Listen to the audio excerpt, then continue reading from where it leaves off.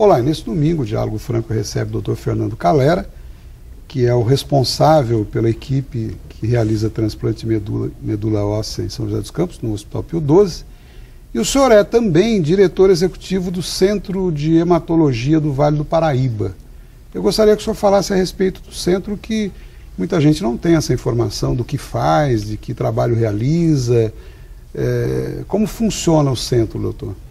O Centro de Hematologia, vamos dizer, na verdade, a congregação desses médicos que fazem a equipe, que nós comentamos, de qualquer maneira, são colegas, né, todos especialistas na área, nós nos juntamos, criamos esse serviço. Esse serviço atende, de todas as formas, na área de hematologia e oncohematologia, os pacientes, e essa equipe presta o serviço em diferentes hospitais.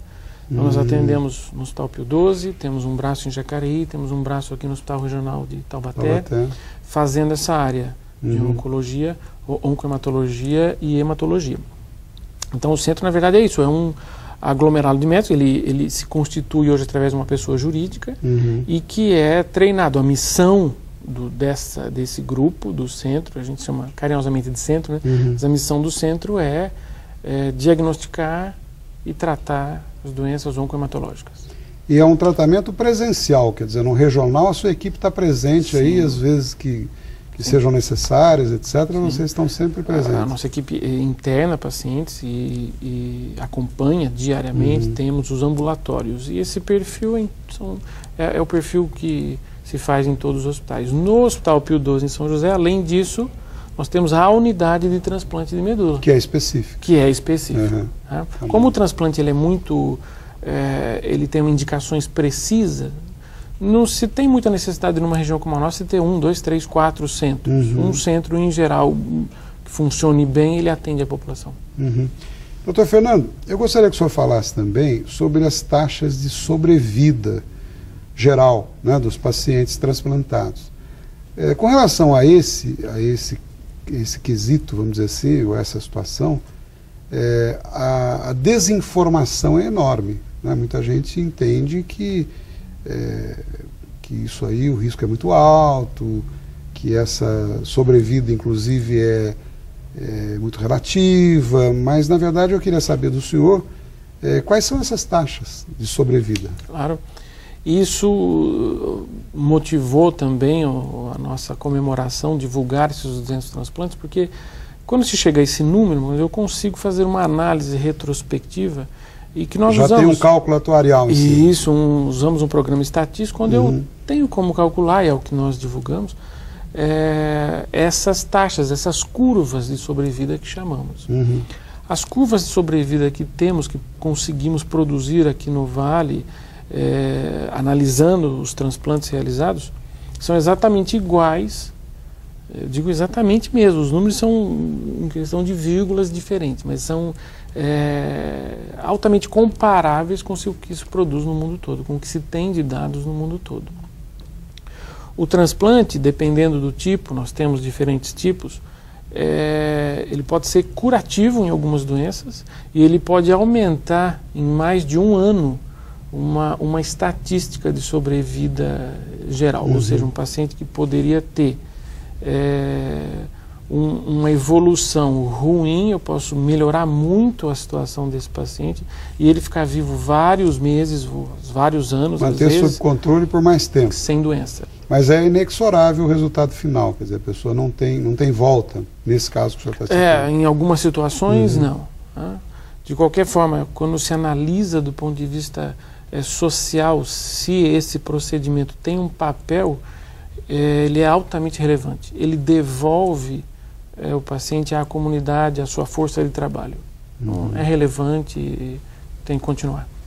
E o percentual disso, para que a gente possa ter uma ideia, essa taxa de sobrevida que o senhor se refere, que percentual nós alcançamos aí? Daqueles, por exemplo, que obtêm a cura total? Também, para fazer esse tipo de análise, Marcos, nós separamos por grupos de doenças, o mesmo tipo de doença. Então, eu vou dar o exemplo. Existe uma doença que chama mieloma múltiplo, é uma doença incurável. Né? O transplante, ele controla totalmente a doença e o paciente fica anos sem doença e muito bem. Se nós formos comparar as taxas de sobrevida geral, mundial, em torno de 60%, nós temos exatamente 60%. Quando a gente fala taxa de sobrevida, na verdade é um cálculo de projeção. Isso é importante explicar para que o paciente que esteja assistindo fale, nossa, 60% quer dizer então eu tenho 40% de morrer. Não, não é isso.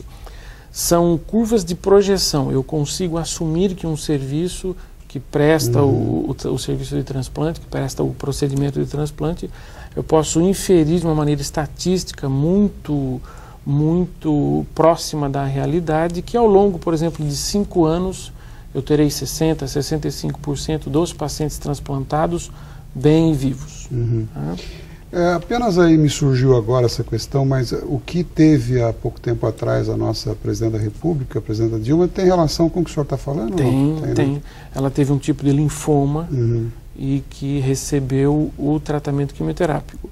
Se a doença dela voltar, ela passa a ser uma candidata ao transplante. Mas ela conseguiu resolver só com a problema, quimioterapia, que é o que se faz mesmo. Aparentemente foi o que foi feito, né? Isso.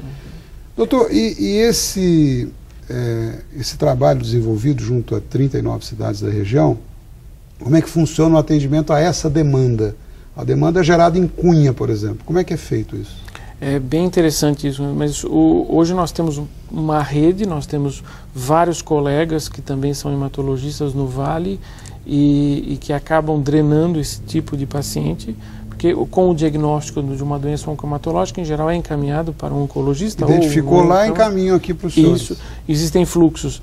Os pacientes de, por exemplo, Taubaté ou Cunha, eles passam pela Divisão Regional de Saúde e são encaminhados para o Pio 12.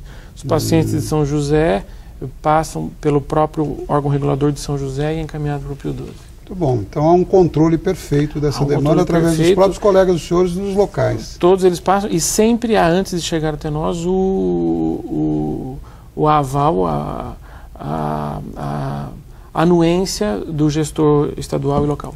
Muito bem. Eu vou pedir mais um minutinho de licença, a gente vai para um breve intervalo e já volta. Continue conosco. Até já.